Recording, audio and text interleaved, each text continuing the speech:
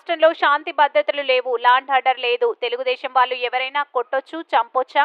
వాళ్ళు ఏ అరాచకం చేసినా పోలీసులు పట్టించుకోరా? పోలీసులు తిరిగి బాధితులపైన కేసులు బనాయిస్తున్నారు. 45 రోజుల్లో 36 రాజకీయ హత్యలు జరిగాయి. 45 రోజుల్లో 300కి పైగా హత్య యత్నాలు జరిగాయి. 560 చోట్ల ప్రైవేట్ ఆస్తులు ధ్వంసం చేశారు. 490 కోట్ల మేర ప్రభుత్వ ఆస్తులు ధ్వంసం చేశారు. ఇవి కాక 1000కి పైగా దాడులు, దౌర్జన్యాలు జరిగాయి. టీడీపీ అధికారంలోకి వచ్చాక జరుగుతున్నవి ఇవే. రాష్ట్రంలో శాంతి భద్రతలు లేవు. టీడీపీ నేతలు దాడులు, హత్యలు చేస్తున్నారు. అందరి ఆస్తులను ధ్వంసం చేస్తున్నారు. పోలీసులు ప్రేక్షక పాత్ర పోషిస్తున్నారు అని కూటమి సర్కార్పై వైఎస్ జగన్ సంచలన ఆరోపణలు చేశారు. చంద్రబాబు నాయుడు గారు అధికారంలోకి వచ్చిన వెంటనే ఆ ఆఫీసర్ను కూడా పంపించేశాడు. ఆ ఆఫీసర్ చంద్రబాబు నాయుడు గారి మనుషులకు తెలుగుదేశం పార్టీకి సహాయ సహకారాలు అందించను అని చెప్పి ఆ ఆఫీసరు వెళ్ళిపోయిన రోజు కొత్త ఎస్పీ శ్రీనివాసన్ అనే ఆయనను, వీళ్ళకి సంబంధించిన ఆయన శ్రీనివాసన్ ఆయన తెచ్చుకున్నారు. ఈ కొత్త ఎస్పీ వచ్చిన 2 రోజులకే, ఈ కొత్త ఎస్పీ వచ్చిన 2-3 రోజులకే హత్య జరిగింది. ఆ హత్య కూడా ఏమిటి? అత్యంత దారుణంగా నడి రోడ్డు మీద ప్రజలందరూ చూస్తూ ఉండగా అమాయకుడైన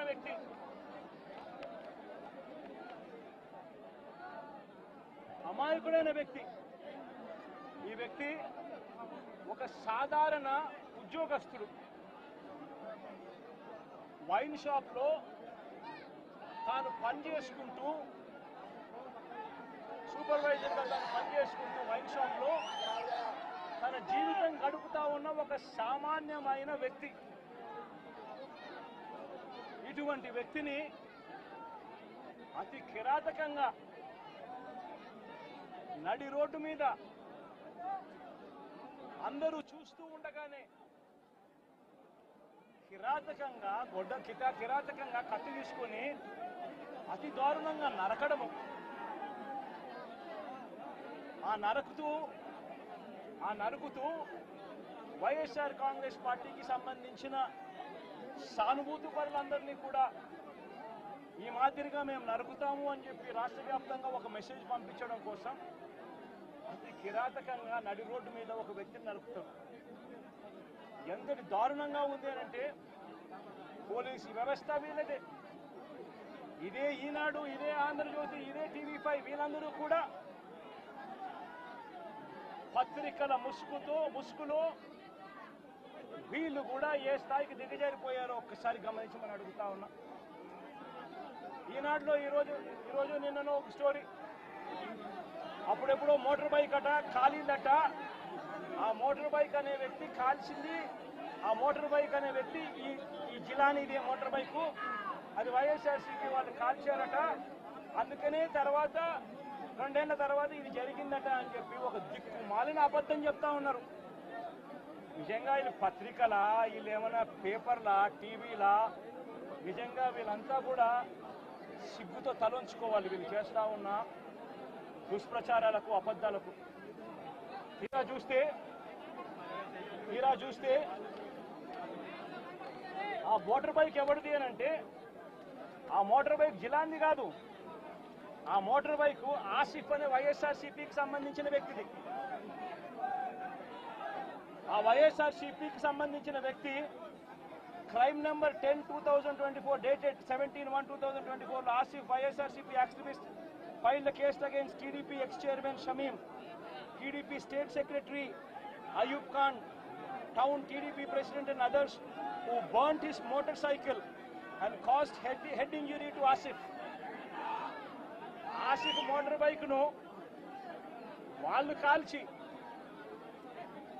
ఆసిఫ్ను గాయపరిచి, ఆ గాయపరిచిన కేసును ఆసిఫ్ 17/1/2024లో కేసు పెట్టి క్రైమ్ నెంబర్ కూడా 10/2024 డేటెడ్ అని చెప్పి క్రైమ్ నెంబర్ కూడా రిజిస్టర్ అయింది.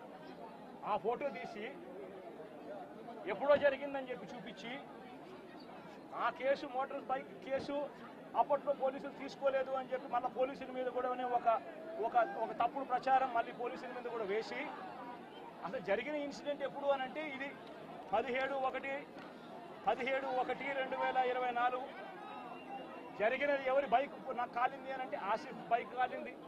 ఆసిఫ్ ఎవరు అని అంటే వైఎస్ఆర్సీపీ మనిషి. చేసింది ఎవరు అని అంటే తెలుగుదేశం పార్టీకి సంబంధించిన Telugu Desam ex chairman Shamim, Telugu Desam state secretary Ayub ఖాన్లు. వీళ్ళంతా ఎంత దారుణంగా ఫ్యాక్ట్లను ట్విస్ట్ చేసి ఎస్పీ అనే వ్యక్తి కొత్తగా వస్తాడు. వచ్చిన 3 రోజుల కిందటే ఎస్పీ వస్తాడు. ఎస్పీ వచ్చిన 3వ రోజు హత్య జరుగుతుంది. ఇన్సిడెంట్ జరిగిన గంటలోపే ఎస్పీ బయటకు వచ్చి ఇది ఇద్దరు వ్యక్తిగత విషయాల వల్ల వాళ్ళకున్న మధ్యలో ఉన్న గొడవల వల్ల ఒకరిని ఒకరు చంపుకున్నారు అని చెప్పి తప్పుడు మాటలు మాట్లాడుతూ అబద్ధాలు చెప్తా ఉన్నాడు. నేను అడుగుతా ఉన్నా, కేసు పెట్టారని అంటా ఉన్నారు, కేసు పెట్టామని అంటా ఉన్నారు. నేను అడుగుతా ఉన్నా, మరి కేసు పెట్టినప్పుడు ఈ కేసులో ఉట్టి ఆ జిలాన్ అనే ఒక వ్యక్తి మీదనే కేసు పెట్టి వదిలేయడం ఏమిటి? ఈ ఫోటో ఏమిటి? ఈ ఫోటో కనపడటం లేదా? సాక్షాత్తు స్థానిక ఎమ్మెల్యే భార్యకు కేక్ తినిపిస్తా ఉన్నాడు ఈ చంపిన వ్యక్తి, జిలాన్ అనే వ్యక్తి. అంటే వీళ్ళ మధ్య సంబంధాలు ఎంత బలంగా ఉన్నాయి అని చెప్పడానికి ఎంతకన్నా నిదర్శనాలు కావాలన్నా? తెలుగుదేశం పార్టీ ఎమ్మెల్యే భార్యకు కేక్ తినిపిస్తా ఉన్నాడు.